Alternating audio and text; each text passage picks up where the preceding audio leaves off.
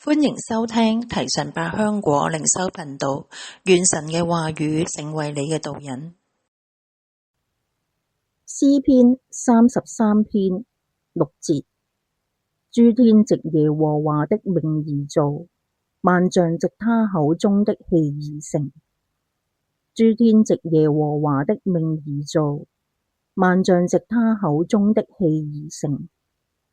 神嘅話語同埋作為係可以信賴嘅，因為你係仁義、公平同埋慈愛嘅神。萬物皆因神嘅命令而存在，因為你說有就有，命立就立，你嘅話從不落空。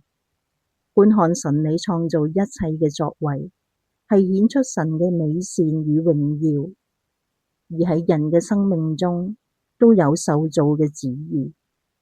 當我哋人回歸生命嘅本源，聯繫於神，我哋會更認識、明白自己嘅本質，又可真實地經歷神人之間一份盟約嘅關係。